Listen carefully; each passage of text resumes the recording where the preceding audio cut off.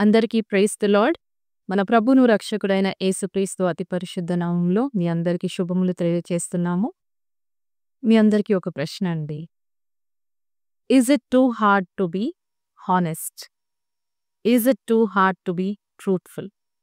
నిజంగా అంత కష్టమా అండి నిజం చెప్పడం? నిజంగా అంత కష్టమా నీతిగా, నిజాయితీగా ఉండడం? సరే, వాక్యం ద్వారా దేవుడు ఏం మాట్లాడతాడో చూద్దాము. మరి ఈ యొక్క వాక్యము మనందరి హృదయాల్లో ఫలించాలి అంటే ముందుగా ప్రార్థన చేసుకొని మరి వాక్య ధ్యానం చేద్దాం. స్తోత్రం ప్రభా, పరిశుద్ధుడా, గొప్ప దేవ, అద్భుతకరుడ, ఆశ్చర్యకరుడ, ఆలోచనకర్త, నిత్యుడగు తండ్రి, సమాధానకర్త, నీకే వందనాలు, స్తుతులు, స్తోత్రములు చెల్లించుకుంటున్నాను ప్రభా. తండ్రి, కుమార, పరిశుద్ధాత్మ త్రిత్వం ఏకస్వరూపి అయి నాయనా మా మధ్యలో ఉన్నందుకు నీకు వందనాలు తండ్రి. నాయనా, నీ నోటికి బూరగా నన్ను వాడుకోమని అడుగుతున్నాను. యేసయ్య, నీ యొక్క ఏడంతల ఆత్మతో అభిషేకించమని అడుగుతున్నాను తండ్రి. అయ్యా, ఎంతమంది అయితే ఈ వాక్యంను వింటున్నారో ప్రతి ఒక్కరి హృదయాల్లో ఈ వాక్యం ఫలించడానికి సహాయం దయచేయండి. విన్న వాక్యము నాయన ఎవరు విడిచిపెట్టకుండా దాన్ని నెమరువేస్తూ వాక్యాన్ని అనుసరించడానికి మీరే సహాయము దయచేయమని నజరేయుడైన యేసు పరిశుద్ధ నామములో అడిగి బ్రతిమలాడి వేడుకుంటున్నాను నా పరమ తండ్రి. ఆమేన్.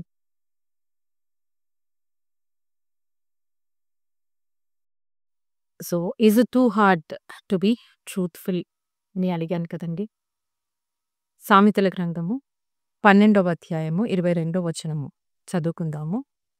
అబద్ధమాడు పెదవులు యెహోవాకు హేయములు, సత్యవర్తనులు ఆయనకిష్టులు.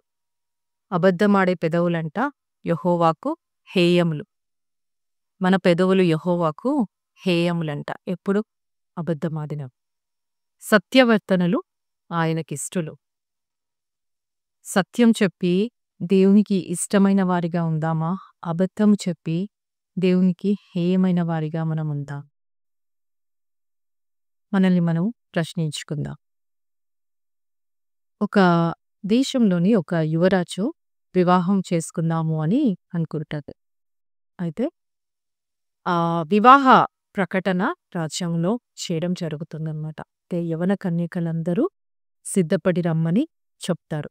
అయితే యువరాజు ఇందే ఆ యొక్క ఇంట్లోనే ఒక పని మనిషి ఉంటుంది.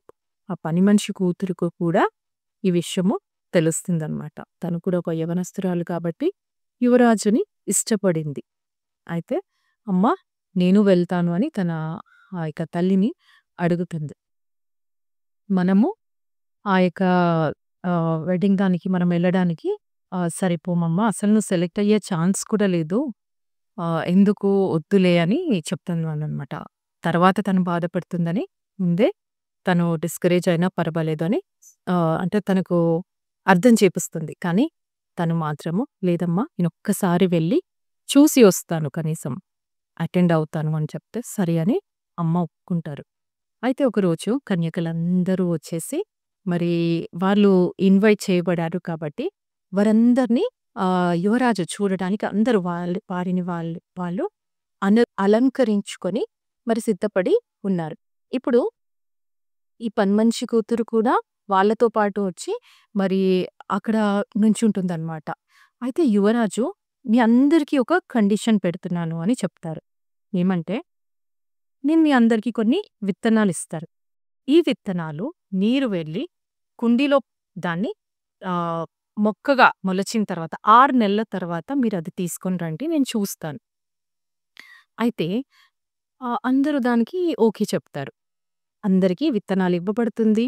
అందరూ ఇంటికి తీసుకెళ్ళి వాటిని మట్టి తీసేసి చక్కగా దాన్ని ఏమేం చేయాలో అందరూ సిద్ధపరుచుకుంటూ ఉంటారు. అయితే పని మనిషి కూతురు చాలా ఇంట్రెస్ట్‌తోనే, చాలా అంటే చాలా ఇంట్రెస్ట్‌తోనే ఆ యొక్క విత్తనాలు నాటి ఎంతో చక్కగా దాన్ని ఎరువు వేసి ఎండ తగిలేటట్టుగా లేకపోతే నీడలో ఉంచి చక్కగా దానికి ఏమేం గైడెన్స్ ఉంటుందో గార్డెనర్స్ దగ్గరికి వెళ్ళి అన్నీ చక్కగా దాన్ని అమరుస్తూ ఉంటుందన్నమాట. అయితే 6 నెలలు ప్రయత్నించినా కానీ, ఎంతమంది సలహాలు తీసుకొని దాన్ని పాటించినా కానీ ఆ విత్తనం అనేది మొలకెత్తది. అయితే యువరాజు మరి 6 నెలల తర్వాత రమ్మని చెప్పారు కదా! సమయం ఆసన్నమైనది. అందరు కన్యకలు చక్కగా రెడీ అయ్యి, మరి వాళ్ళు చేతిలో కుండీలు తీసుకొనెళ్తున్నారు. అందరి చేతుల్లో పూల కుండీలు ఉన్నాయి. పూలు పూల మొక్కలనేది వాళ్ళ చేతిలో కనిపిస్తా ఉన్నాయి. కానీ పని మనిషి కూతురు చేతుల్లో మాత్రము ఏ మొక్క లేదు. Empty pot. అది తీసుకొని తను అక్కడి నుండి అందరితో పాటు సమానంగా నుంచొని ఉందనమాట. అయితే యువరాజు ప్రతి ఒక్కరిని గమనిస్తూ ఉంటాడండి. అయితే అందరిని చూసిన తర్వాత ఈమె చేతిలో ఉన్న ఆ ఎంప్టీ పాట్‌ని చూసి, నాకు ఈ అమ్మాయి కావాలి. తనని నేను పెళ్లి చేసుకుంటాను అని చెప్తాడు. అందరూ ఆశ్చర్యపోతారు. ఇదేంటి, మేము రకరకాల పూల కుండీలు తీసుకొనొచ్చాము. అందరూ ఆహ్, చాలా చక్కగా అందంగా రెడీ అయ్యారు. అమ్మాయి అంత అందంగా కూడా లేదు. అలాగే తన చేతిలోని మరి తను పట్టుకొచ్చిన కుండీ కూడా ఎంప్టీగా ఉంది అని ఆశ్చర్యపోతారు. ఏంటి ఏంటి అని రీజన్ అడుగుతుంటే యువరాజు అంటారు, నేను ఇచ్చిన ఆ విత్తనాలు ఏవైతే ఉన్నాయో ఆ సీడ్స్ అవన్నీ డెడ్ సీడ్స్. అది మొలకెత్తే ఛాన్సే లేదు. సో నేనిచ్చిన విత్తనాలు మీ ఈ పూల కుండీలు ఏవేవైతే తీసుకొచ్చారో అవి నేనిచ్చిన విత్తనాలు కాదు. కానీ ఈ అమ్మాయి మాత్రము హానెస్ట్‌గా, హానెస్ట్ అనే ఫ్లవర్ తీసుకొచ్చింది. హానెస్టీ అనే ఫ్లవర్ తీసుకొచ్చింది. సో మీరు తెచ్చిన ఈ ఫ్లవర్ పాట్స్ కంటే నాకు హానెస్టీ అనే ఆ ఫ్లవర్ పాట్ బాగా నచ్చింది. కాబట్టి తను హానెస్ట్‌గానే ఉంది కాబట్టి నేను తనని వివాహం చేసుకుంటాను అని చెప్తాడు. నిజమే కదండీ!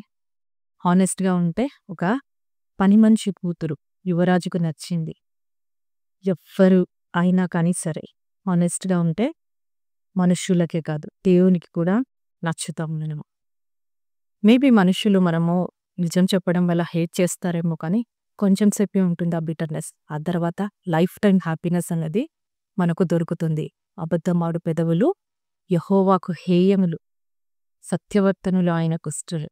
అస్సలు మనమది మర్చిపోవద్దు. ఆయనకిష్టమైన వారి వలె మనము ఉందాము. సామెతల గ్రంథము 19వ అధ్యాయము 9వ వచనము చూసినట్టయితే, కూట సాక్షి శిక్ష నొందకపోడు, అబద్ధములాడువాడు నశించును. కూట సాక్షి శిక్ష నొందకపోడు అంటే ఏంటి?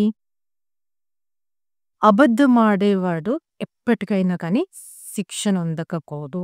అబద్ధ సాక్షి అన్నమాట. అబద్ధములాడువాడు నశించును. ఎట్లా అయినప్పటికీ అబద్ధమాడేవాడు నశించిపోతాడు. అలా నశించిపోయే కంటే నిజం చెప్పి మరి దేవుని మహిమపరిచి కాసేపు ఆ సిచ్యువేషన్ నుంచి నేను పాస్ అయిపోతే చాలు, లేకపోతే ఆ యొక్క సిచ్యువేషన్‌ని కూల్ చేస్తే చాలు అని చెప్పి ఎంతమంది అయితే అబద్ధాలు చెప్తున్నారో దయచేసి జాగ్రత్తగా ఉండాలి. దేవునికి హేయమైన వారిగా మనము ఉండకూడదు. ఒక చిన్న ఎగ్జాంపుల్ చూసుకున్నట్టయితే 2వ రాజుల గ్రంథము 5వ అధ్యాయంలోని ఇశ్రాయేలు చిన్నది చెప్పిన సువార్త విని సిరియా దేశపు సైన్యాధిపతి అయిన నయమాను ఎలీషా దగ్గరికి వెళ్లి తను చెప్పినది చేసి యోర్దాను నదిలో 7 సార్లు మునిగి తన యొక్క శరీరం కుష్ఠరోగంతో బాధపడుతున్న తను మొత్తం శుద్ధుడయ్యి పరిశుద్ధ దేవుని నమ్ముకుంటాడు. అలాగే ఎలీషా భక్తుడికి మరి కొన్ని గిఫ్ట్స్ తీసుకొని వెళ్తాడనమాట. అయితే ఈ గిఫ్ట్స్‌ని యాక్సెప్ట్ చేయడానికి తను అస్సలు ఒప్పుకోడనమాట. నాకు ఏమీ వద్దు, దేవుని స్తుతించు చాలు అని చెప్పి ఎలీషా భక్తుడు ఏది తీసుకోకుండా పంపించి వేస్తాడు.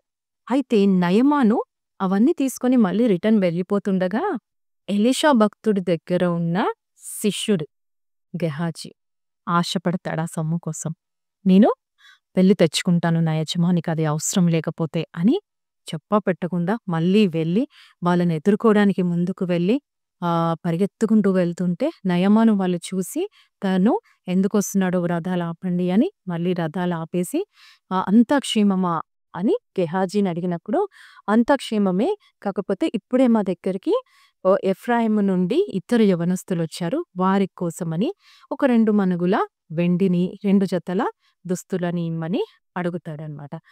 దానిదేముంది, రెండెందుకు, మీకు ఇంకా రెండింతలు తీసుకోండి, 4 మణుగుల వెండిని తీసుకోండి, 2 జతల దుస్తులు తీసుకోండి అని అన్ని నింపేసి బ్యాగ్స్‌లో పెట్టి సోల్జర్స్ పైన వేసేసి సహాయంగా వారిచ్చి పంపిస్తారనమాట. అయితే ఎలీషా దగ్గరికి మళ్ళీ గెహాజీ వచ్చి తన ఇంట్లో అన్నీ సర్దేసుకొని ఇప్పుడు ఎలీషా దగ్గరికెళ్ళి నుంచుంటాడు. ఎలీషా అడుగుతాడు, "ఎక్కడికి వెళ్ళావు గెహాజీ?" అంటే, "నేనెక్కడికి వెళ్ళలేదే. నేనిక్కడే ఉన్నాను" అన్నా. నయమానును ఎదుర్కోడానికి వెళ్ళినప్పుడు, "నా మనస్సు నీతో రాలేదా?" అని అడుగుతాడు. ఏమీ ఒక్క మాట కదండీ! అక్కడిదక్కడ తను ఒప్పేసుకొనుంటే ఎంతో బావుండేది. "నా మనస్సు నీతో రాలేదా?" అని అడిగినప్పుడు ఏమీ మాట్లాడడనమాట. అప్పుడు ఎలీషా భక్తుడంటాడు, "ధనము సంపాదించుకొనుటకు వెండి బంగారాలు, పొలాలు, గొర్రెలు, మేకలు ఇవి సంపాదించుకోడానికి, విలువైన వస్త్రాలు సంపాదించుకోడానికి ఇది సమయమా? నయమానుకు వచ్చిన కుష్టి నీకు, నీ సంతతి వారికి ఇదిగొస్తుంది" అనడు. గెహాజీకి వెంటనే మంచు వలె తెల్లనైన కుష్టు తనకొస్తది. తనకే కాకుండా తన ఇంటి వారికి, తన సంతతి వారికి కూడా సర్వకాలం ఉంటుందన్నట్టు. మరి మనము వాక్యంలో చదివినట్టయితే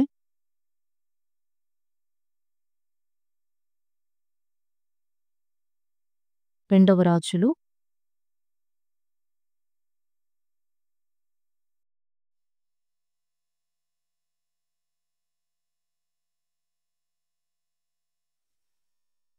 5వ అధ్యాయం.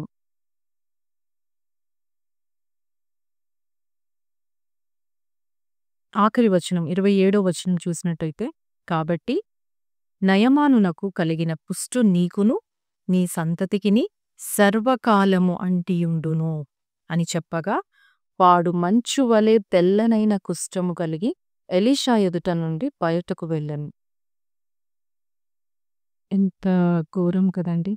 ఒక్క చిన్న అబద్ధంకి ఎంత తనే కాకుండా తన ఇంటి వారు కూడా, తన సంతతి వారు కూడా ఈ యొక్క శిక్షను అనుభవించాల్సొచ్చింది.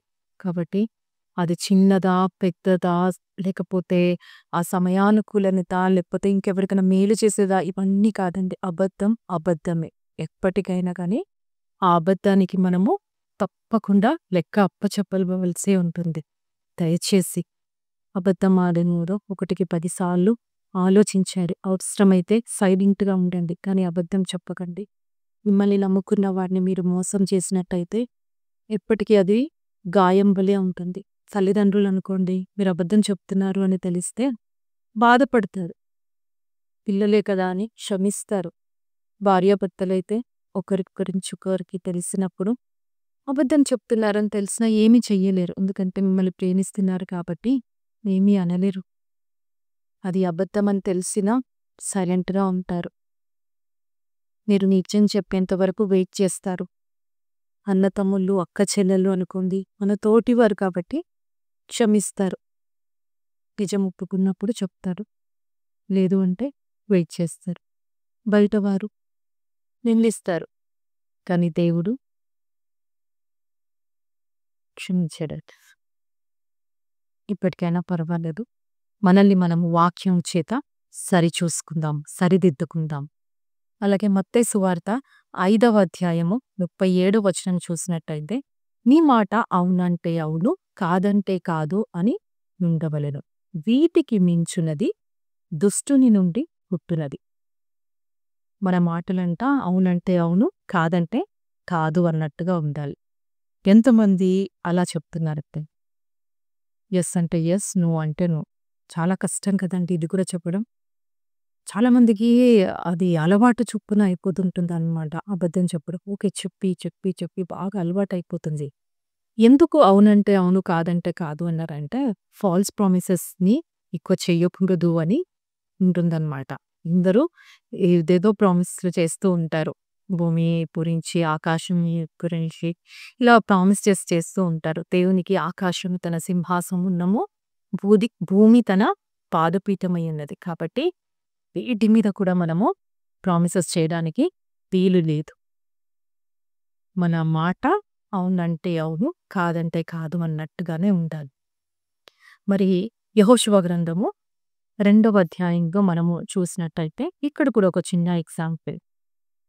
ఏంటంటే ఇశ్రాయేలీయులు ఐగుప్తు నుండి విడిపించబడిన తర్వాత ఎన్నో యుద్ధాలు చేస్తారు. దేవుడు వాళ్ళ పక్షాన యుద్ధం చేస్తాడు. వాళ్ళు గెలుస్తారు. మరి అలాగే యెరికో పట్టణానికి ఇద్దరు వేగుల వారిని పంపిస్తాడనమాట యెహోషువ. వెళ్లి చూసిరండి. ఏదన్నా ప్లేస్‌కి యుద్ధంకి వెళ్ళాలి అంటే ముందుగా అక్కడ పరిస్థితులన్నీ వీళ్ళు గమనించుకొనొస్తారు. ఎంత పట్టుంది వాళ్ళ దగ్గర? మనము యుద్ధం చేసి గెలవగలమా? లేదా? వాళ్ళ సామర్థ్యం ఎంతుంది? ఎంతమంది జనాంగం ఉన్నారు? ఎంత సైన్యం ఉంది? వాళ్ళ దగ్గర వెపన్స్ ఎన్నున్నాయి? ఇవన్నీ కనుక్కోవడము అప్పట్లో జరిగేదనమాట. అయితే యెరికో పట్టణం మీదికి యుద్ధానికి వెళ్ళే ముందు వాళ్ళ సామర్థ్యం ఎంతుంది? వాళ్ళ సత్తువ ఎంత అనేది తెలుసుకోవడానికి వేగుల వారిని పంపించినప్పుడు వాళ్ళు యెరికో పట్టణంలో ఉన్న రాహాబు ఇంటికి వెళ్తారు. అయితే అక్కడి రాజుకి తెలిసిపోతుంది ఎవరో ఇద్దరు వేగుల వారు వచ్చారు అని. వెంటనే సైనికులను పంపించి వెతకడానికి పట్టుకొని చంపేయమని చెప్తారనమాట. అయితే రాహాబు ఏం చేస్తుంది? వచ్చిన ఆ ఇద్దరు వేగుల వారిని మిద్దె మీదకి తీసుకెళ్ళి అక్కడ దాచిపెట్టేసి, ఈ సైనికులు వచ్చినప్పుడు అడిగినప్పుడు ఏం చెప్తుందంటే, ఎవరో ఇద్దరైతే వచ్చారు. కానీ వాళ్ళెక్కడి నుండి వచ్చారో నాకు తెలీదు. ఎక్కడికి వెళ్ళిపోయారో నాకు తెలీదు. మీరొకవేళ తరిమితే వాళ్ళని మీరు పట్టుకోవచ్చు అని చెప్తారు.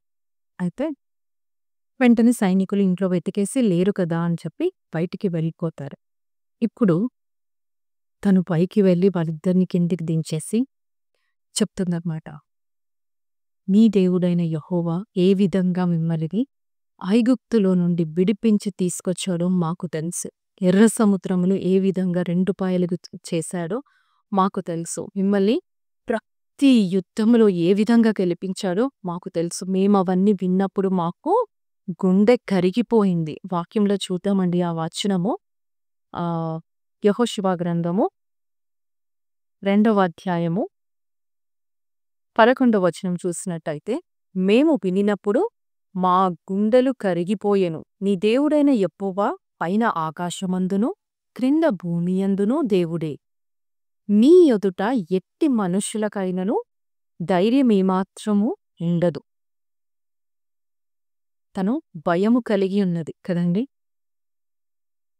ఎంత భయమంటే నిజమైన దేవుడు యేసుక్రీస్తు అని అందరికీ తెలిసిపోయింది. ఇప్పుడు ఈ దేశాన్ని కూడా మీరు స్వాధీనపరుచుకుంటారని నాకు తెలుసు. కాబట్టి నాదొక చిన్న రిక్వెస్ట్ ఏంటంటే, మీరు ఈ దేశం మీదకి యుద్ధంకొచ్చినప్పుడు ఇక్కడందరిని చంపేస్తారు. కానీ నన్ను, నా కుటుంబాన్ని, నా తల్లిదండ్రులను, నా అన్న చెల్లెలను, నా అక్క చెల్లెలను వారికి కలిగిన వారందరినీ మీరు ప్రాణాలతో విడిచిపెట్టాలి. అదొక్కటే రిక్వెస్ట్ అడుగుతుంది. ఇక్కడ రాహాబు కూడా అబద్ధం చెప్పేదుంటాయి కదా సైనికులకు. కానీ ఆ అబద్ధం వల్ల ఇశ్రాయేలీయులకు మేలు జరిగింది. దేవుని బిడ్డలైన ఇశ్రాయేలీయులకు మేలు కలిగింది. తను ఆ వేగుల వారిని రక్షించడం వల్ల వారు రాహాబును తన కుటుంబ సభ్యులందరినీ కూడా ఇశ్రాయేలు జనాంగంలోకి కలుపుకున్నారు. దేవుడు కూడా తన పట్ల దయ కలిగి ఉన్నాడు. నువ్వు చెప్పే అబద్ధం వల్ల ఎంతమందికి మేలు కలుగుతుంది? ఎంతమందికి కీడు జరుగుతుంది? ఎంతమంది నష్టపోతున్నారు? ఫస్ట్ ఆఫ్ ఆల్ నీ హార్ట్ మీద నువ్వు చేయి వేసుకొని ఒక్కసారి నీకేమనిపిస్తుంది? నేను నిజం చెప్తున్నానా? అబద్ధం చెప్తున్నాను. ఆ గిల్ట్‌లో ఉంటే మనకు హెల్త్ కూడా ఖరాబ్ అయిపోతుంది. నిజం చెప్పి ఆరోగ్యంగా ఉండడం మేలు. కొంచెం సేపు బిటర్‌నెస్ ఉంటుంది. కొన్ని రోజులు బిటర్‌నెస్ ఉంటుంది. కానీ నిజం వల్ల దేవుడు దీవిస్తాడు. దేవునికి ఇష్టమైన వారిగా ఉంటాం. మనల్ని నమ్ముకున్న వారు మన పైన ఇప్పటికీ నమ్మకం అనేది విడిచిపెట్టరు. దయచేసి అబద్ధం ఆడడము మానేద్దామండి. అలాగే సామెతల గ్రంథము 12వ అధ్యాయము 19వ వచనం చూసినట్టయితే, నిజమాడు పెదవులు నిత్యము స్థిరమై ఉండును, అబద్ధమాడు నాలుక క్షణమాత్రమే ఉండును. నిజం మాట్లాడే వాళ్ళ నాలుకనంట నిత్యము స్థిరమై ఉంటుందంట, కదల్చబడదు. అబద్ధమాడే నాలుక క్షణమాత్రమే ఉంటుంది. దానికి నిలకడ ఉండదు. అబద్ధమాడే వాడికి ఆ మాట నిలకడ ఉండదు. తడపడతారు కదా. ఆ కాన్ఫిడెన్స్ అనేది ఉండదు. నిజమాడే పెదవులు నిత్యము స్థిరంగా ఉంటాయి. మనకు స్థిరమైన మనస్తత్వము, స్థిరమైన మాట అనేది ఇప్పటికీ ఉండాలి. ఇంకొక ఎగ్జాంపుల్ చూసినట్టయితే, అపోస్తుల కార్యములు 5వ అధ్యాయం చూసినట్టయితే ఇక్కడ అననీయ, సప్పీరాల గురించి రాయబడి. అననీయ, సప్పీరా ఇద్దరు భార్యాభర్తలు. వాళ్ళు వారి యొక్క పొలాన్ని అమ్మి దాంట్లో నుంచి వచ్చిన డబ్బును కొంచెం దాచిపెట్టుకొని కొంచెం తీసుకెళ్ళి అపోస్తలుల దగ్గర పెడతారనమాట. అప్పుడు పేతురు గారు అడుగుతారు, మరి మీరు అమ్మి తెచ్చారు కదా ఈ యొక్క సొమ్ము, దీని వెల ఇంతేనా? ఆ పొలం, ఆ భూమి వెల ఇంతేనా అని అడిగినప్పుడు అన్నయ్య అంటారు, అవును ఇంతే అంటాడు. అప్పుడు వాక్యం చూద్దాం ఒకసారి. అపోస్తలుల కార్యము 5వ అధ్యాయము 3వ వచనం చూసినట్టయితే, అప్పుడు పేతురు, అననీయ, నీ భూమి వెలలో కొంత దాచుకొని పరిశుద్ధాత్మను మోసపుచ్చుటకు సాతాను ఎందుకు నీ హృదయమును ప్రేరేపించెను? సైతాన్ ఎందుకు నిన్ను నీ హృదయాన్ని ప్రేరేపించింది కొంచెం దాచుకోవడానికి? పరిశుద్ధాత్మను మోసం చేయడానికి నీకు అసలు ఆ ప్రేరేపణ ఎలా వచ్చింది అని పేతురు వెంటనే అడిగేశాడనమాట. దేవుని బిడ్డల దగ్గర ఏదైనా దాయగలమా అండి? ఏ విషయం కూడా దాయలేము. ఒకవేళ నువ్వు అబద్ధం ఆడినప్పటికీ దేవుడు తన బిడ్డలకు తెలియచేస్తాడు అందులో ఎంత నిజముందో, ఎక్కడ మీరు అబద్ధం చెప్తున్నారో తేటగా దేవుడు వాళ్ళకు క్లియర్గా చూపించేస్తాడు. అప్పుడు ఎక్కడికి వెళ్తారండి? తప్పించుకొని వెళ్ళగలమా? ఎవ్వరము వెళ్ళలేము. అయితే ఇక్కడ అననీయ అలా చెప్పిన వెంటనే ఇంకా పేతురు ఎక్స్‌ప్లెయిన్ చేస్తాడనమాట. నువ్వు ఆహ్, ఈ అబద్ధం నువ్వు నాతో కాదు దేవునితో ఆడినట్టు అని ఉంటుంది చూడండి. నీవు మనుషులతో కాదు దేవునితోనే అబద్ధం ఆడితివని వారితో చెప్పెను. అననీయ ఈ మాటలు వినుచూనే పడి ప్రాణము విడువగా వినిన వారికందరికీ మిగుల భయము కలిగెను. ఆయన మాటలు వింటూనే ఉన్నారు. వింటూనే ప్రాణము పోయింది అక్కడికక్కడే. అక్కడున్న సంఘస్థులందరికీ భయము కలిగింది. ఇక్కడున్న యవనస్తులు వచ్చి బట్ట చుట్టేసి ఆయనను తీసుకెళ్లి పాతి పెట్టేసి వస్తారు. ఇంచుమించు ఒక 3 గంటల తర్వాత తన భార్యకి ఏమీ తెలీదు ఇలా జరిగింది అని. తను ఇంట్లోపలికి వచ్చి పేతురు దగ్గర వచ్చి నించున్నప్పుడు అక్కడ మళ్ళీ పేతురు సేమ్ క్వశ్చన్ అడుగుతాడు. మీరు ఈ భూమి వెల ఇంతకీ అమ్మారా అని అడిగినప్పుడు అవును ఇంతకీ అనుకుంది. అననీయ కూడా అవును ఇంతకీ అని ఒకటే మాట కదండి. సప్పీరా కూడా అదే మాట చెప్పాడు, అవును ఇంతకీ అని చెప్పింది. అలా చెప్పిన వెంటనే ఏమైందండి? ఇప్పుడే నీ భర్తను సంఘస్థులు బయట ఉన్నవారు పాతిపెట్టొచ్చారు. ఒక 3 గంటలవుతుంది. వారు ఇంకా వారి కాళ్ళు వాకిట్లోనే ఉన్నాయి. మళ్ళీ నువ్వు అదే అబద్ధం చెప్తున్నావు అని చెప్తారు. అందుకు పేతురు ప్రభు యొక్క 5వ అధ్యాయము 9వ వచనం చూసినట్టయితే, అందుకు పేతురు ప్రభు యొక్క ఆత్మను శోధించుటకు మీరెందుకు ఏకీభవించితిరి? ఇదిగో నీ పెనిమిటిని పాతిపెట్టిన వారు వారి పాదములు వాకిటనేయున్నవి. వారు నిన్నును మోసుకొని పోదురని ఆమెతో చెప్పెను. వెంటనే ఆమె అతని పాదముల యొద్ద పడి ప్రాణము విడిచెను. ఎంత ఘోరం కదండి! ఆ మాటలు వింటుంటేనే ప్రాణం పోయిందంట. అంత అవసరం లేకుంటే కదండి అక్కడ. ఒక్క నిజము కాదు అని చెప్పింటే అయిపోయేది. ఇక్కడ ఆస్తి కోసమని వాళ్ళు అబద్ధం చెప్పారు. సొమ్మును దాచుకున్నారు. నీతిగా, నిజాయితీగా బ్రతకడం అనేది చాలా కష్టం ఉంది ఈ లోకంలో కదా! చాలా అరుదు. చాలా తక్కువ మంది అలా ఉంటారు.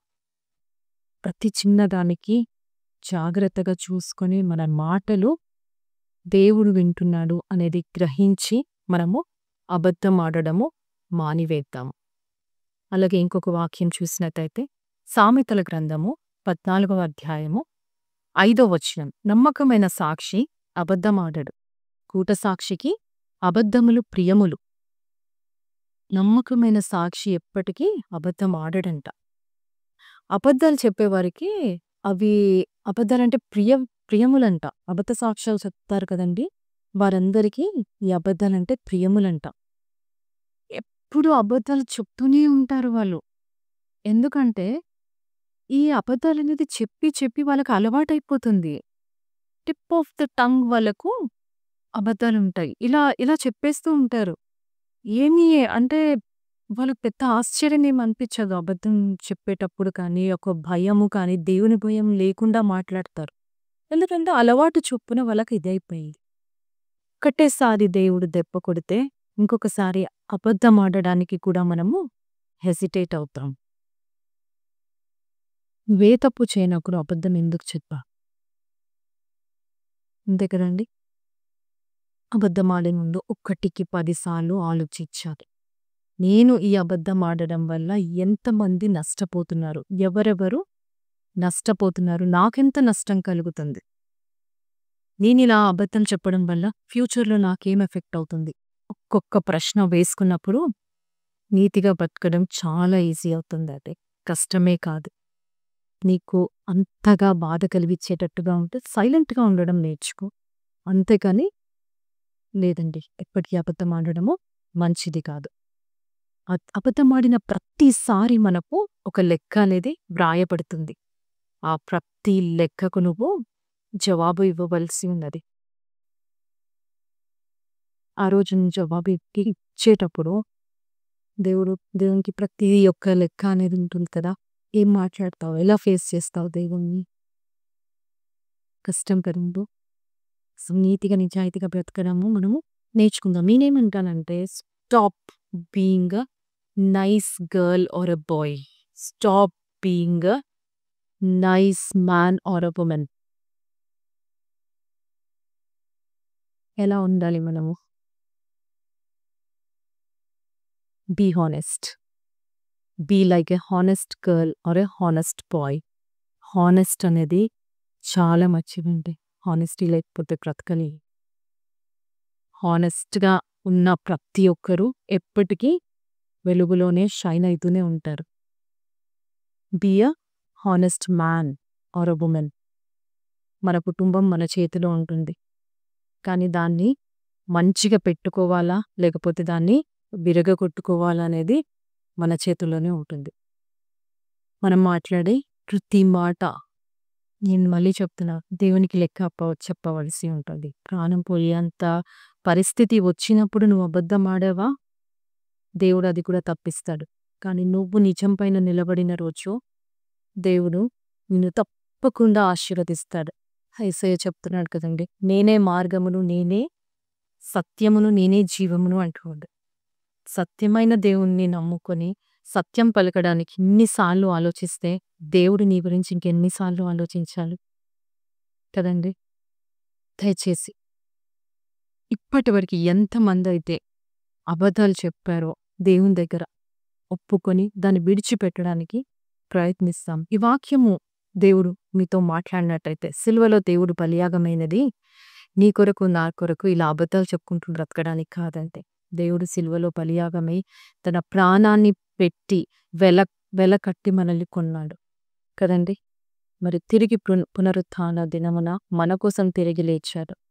మనము ఇంకొకరికి సువార్త చెప్పాలి అంటే ఫస్ట్ ఆఫ్ ఆల్ మనము నీతిగా ఉండడం నేర్చుకోవాలి.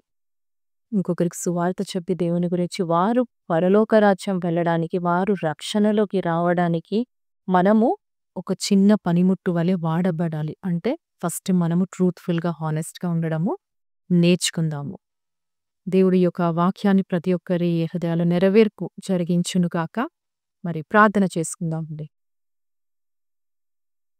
స్తోత్రం ప్రభా, పరిశుద్ధుడా, గొప్ప దేవా, నీకే వందనాలు, స్తుతులు, స్తోత్రములు చెల్లించుకుంటున్నాను తండ్రి. నిజమే దేవా, అబద్ధమాడు పెదవులు యెహోవాకు హేయములన్నావు.